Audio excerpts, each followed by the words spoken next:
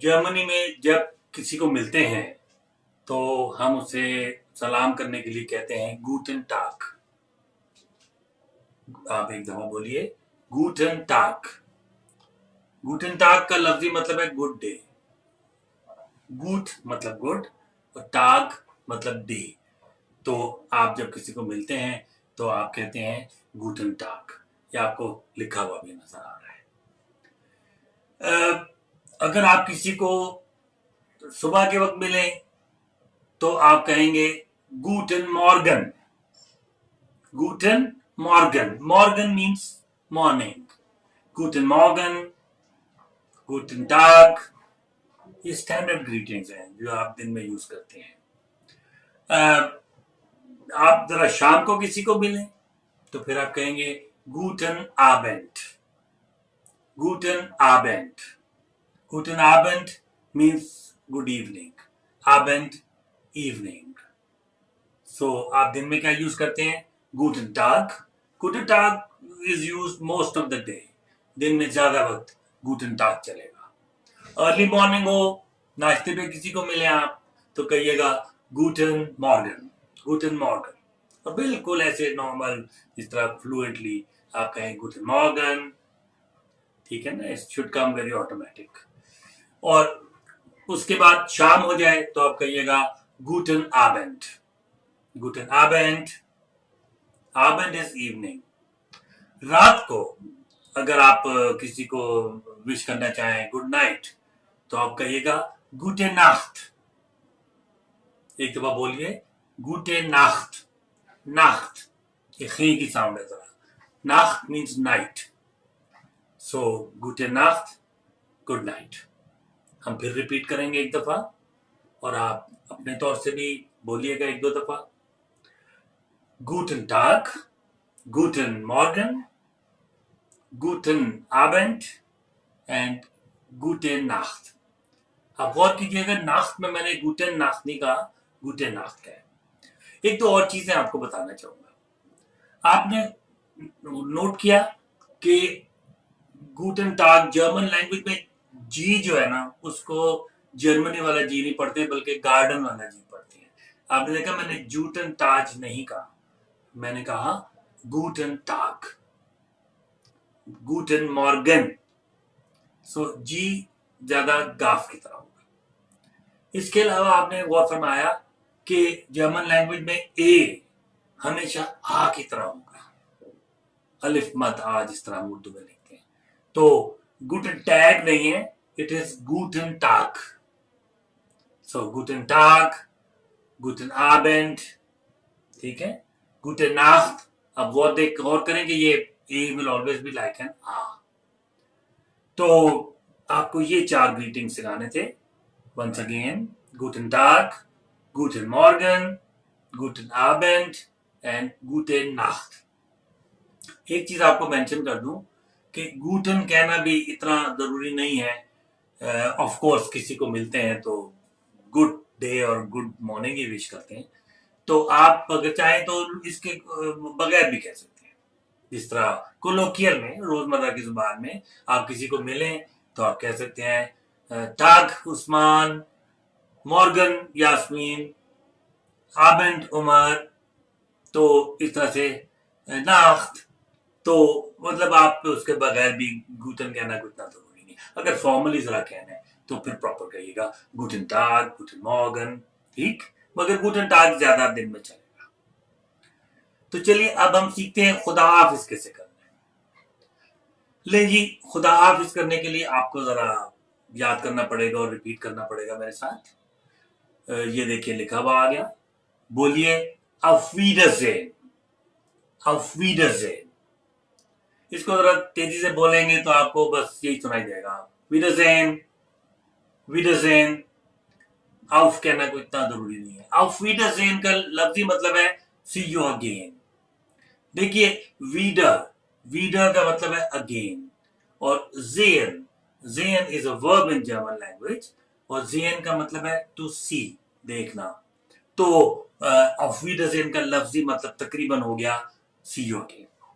तो जर्मनी में, German speaking countries में जब आप किसी को खुदा हाफिज कहते हैं ना, तो बेसिकली आप कहते हैं सी यू अगेन, यानी auf Wiedersehen या खाली वीडर से। ठीक, एक और तरीका भी है खुदा हाफिज कहने का, वो है जरा बेतकल्लुफी से किसी को खुदा हाफिज कहना हो। ठीक है ना, ये देखिए आपको लिखा हुआ है, मेरे साथ 2-3 दफा बोलिए, चीज चीज। देखिए TSCH तो एक तरह कॉम्बिनेशन सी है अल्फाबेट्स की।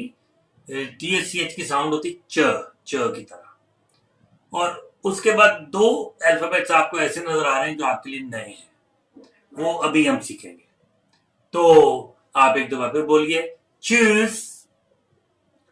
वंस अगेन, जरा फॉर्मल तरीके से कहना हो तो आप कहेंगे auf Wiedersehen या फिर वीडरजेन। और अगर बिल्कुल बेतकल्लुफी से कहना हो, जिस तरह दोस्तों में, यूनिवर्सिटी में, फ्रेंड्स में, घर में, तो आप कह सकते हैं चूज। चूज मतलब something like bye bye, bye bye. अच्छा, ये जो आपको 2 अल्फाबेट्स इसमें नए नजर आ रहे हैं जो आपने पहले नहीं पढ़े, चले आपको इनके बारे में बताते हैं कुछ। आपको याद होगा, मैंने एक अर्लियर वीडियो में आपको जिक्र किया था कि जर्मन लैंग्वेज में 4 अल्फाबेट्स एडिशनल है over and above the English alphabets.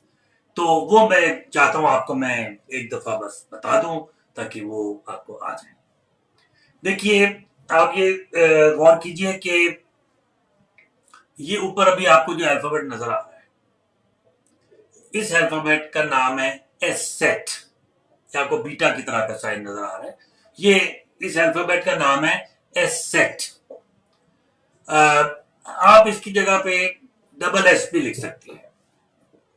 S set can always be replaced by double S. तो आप एस सेट काफी इस्तेमाल होता है जर्मन लैंग्वेज में, लेकिन आहिस्ता आहिस्ता एस सेट को अब वो रिमूव कर रहे हैं जर्मन लैंग्वेज से। तो जहां भी आपको एस सेट लिखा हुआ नजर आए तो आप इसको डबल एस की साउंड में बोल सकते हैं। S set can always be replaced by double S but not the other way around. मतलब डबल एस जिन वर्ड्स में है उसकी जगह पे आप एस सेट नहीं लगा सकते, लेकिन एस सेट की जगह पे आप हमेशा डबल एस लगा सकते हैं। इसको लॉन्ग एस भी कहते हैं, शार्प एस भी कहते हैं, मगर इसका ऑफिशियली नाम है एस सेट। तो जनाब, ये एक अल्फाबेट हो गया जो आपने नया सीखा। उसके बाद ये आपको कुछ अल्फाबेट्स हम दिखाएंगे अब जिनके ऊपर 2 नुक्ते हैं। ये नुक्ते जो है इनको कहते हैं उमलाउट। ये देखिए लिखा हुआ आ गया, 2 डॉट्स जो आपको कुछ अल्फाबेट्स में नजर आएंगे, ये है उमलाउट। फॉर एग्जाम्पल ये देखिए आपको नजर आ रहा है ए उमलाउट। तो जर्मन में एक होगा सिंपल ए और एक ए उमलाउट। अच्छा, ए आपको याद होगा, ए की आवाज कभी भी ए नहीं होती, A will always be in German आ। तो आप इसका साउंड अच्छी तरह याद कर लें। मैंने साथ में ये उर्दू में इसका साउंड जरा लिख दिया आपको। ए हमेशा आ होगा। आपको याद होगा गुटन टाग, गुटन आबेंड, गुटे नाख्त। सो ए विल ऑलवेज बी आ। अच्छा, ए उमलाउट की साउंड कैसी होगी? देखिए, ए उमलाउट को आप यूं समझिए कि ए उमलाउट होगी ए। आप गौर फरमाइए, एक है आ और एक है ए। ये साउंड इसकी, जिस तरह ए मेरे वतन, सॉरी। अब हम आपको एक और अल्फाबेट सिखाते हैं, ये है ओ और ओ उमलाउट। लेकिन जी, ओ तो आपके लिए वेल नोन है। O is just like in English. O में आपको कुछ भी बताने की चीज नहीं है। ओ जो है उसको ओ की तरह ही आपने बोलना है। लेकिन ओ उमलाउट कुछ थोड़ा सा ट्रिकी है। ओ उमलाउट के लिए आपको मुंह गोल करके आपको कहना पड़ेगा वंस अगेन।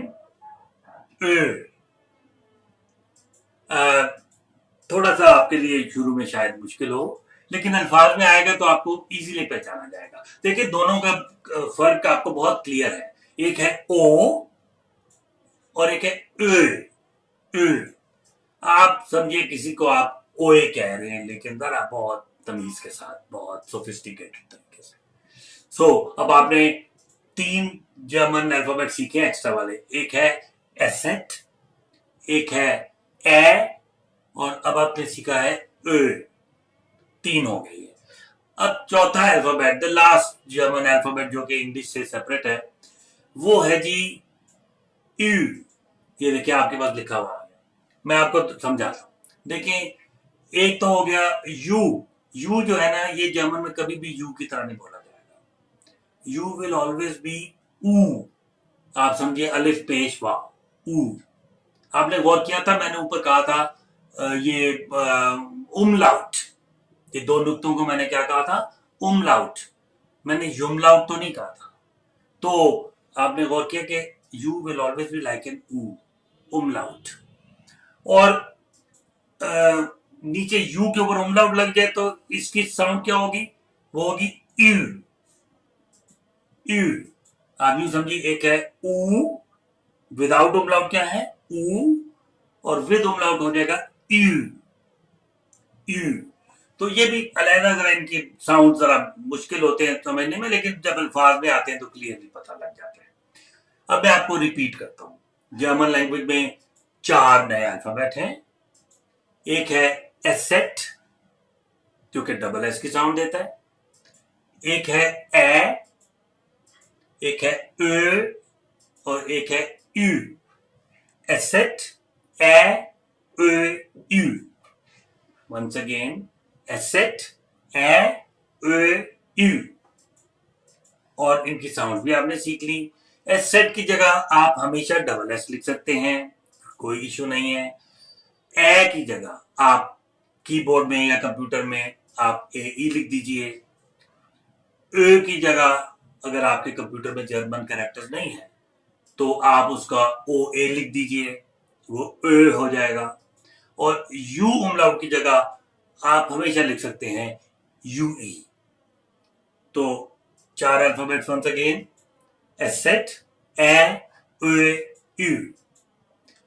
अब मैं दोबारा आपको दिखाता हूं वो जो खुदा हाफिज कहने वाली स्लाइड। आप देखिए ये जो हमने अभी सीखा था चूस, अब गौर कीजिए, इसमें टी एच सी एच तो मैंने बताया एक कॉम्बिनेशन सी है जिसकी साउंड होती च।